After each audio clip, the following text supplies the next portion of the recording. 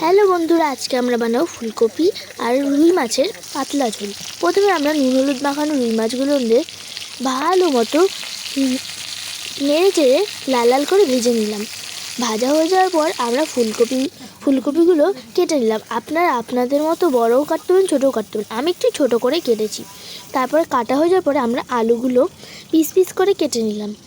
তারপরে কাটা হয়ে যাওয়ার পরেই আমরা তেল ঢেলে ভালো মতো একটু গরম করে নিলাম। গরম হওয়ার পরে আমরা ওর ভিতর জিরা ঢেলে দিলাম।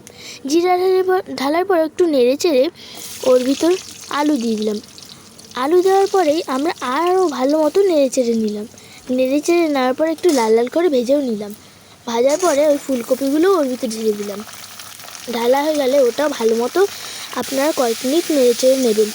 আমাদের আগে থেকেই মশলাটা বাটা ছিল, ওর ভিতর আমরা জিরা লঙ্কা দিয়ে বেটেছি। তারপরে তার ভিতর টমেটো দিয়ে আমরা মশলাটা ঢেলে দিলাম। ঢালার পরে ভালো মতো নেড়ে চেড়ে নিলাম।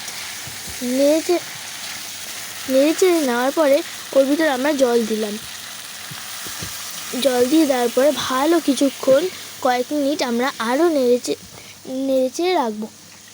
নেড়ে চেড়ে নেওয়ার পরেই আমরা ভালো মতো নেড়ে চেড়ে নেওয়ার পরে আমরা ওর ভিতর রুই মাছটা, আমাদের আগে থেকে ভেজে রাখা রুই মাছটা ঢেলে দেবো।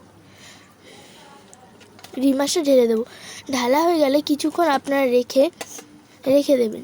রাখার পর ভালো মতো নেড়ে চেড়ে নেবেন। নাড়াচাড়া হয়ে গেলে আপনারা কিছুক্ষণের জন্য ওটা ঢেকে রাখবেন। এই ভিডিওতে আমরা ঢেকে রাখার ভিডিওটি দেইনি। তারপরে ঢেকে রাখার পরে উঠানোর পরে দেখবেন তরকারিটি আরও কিছুক্ষণ একটু নেড়ে চেড়ে দেওয়ার পরে দেখবেন টকবক করে ফুটলে তরকারিটি হয়ে গেছে।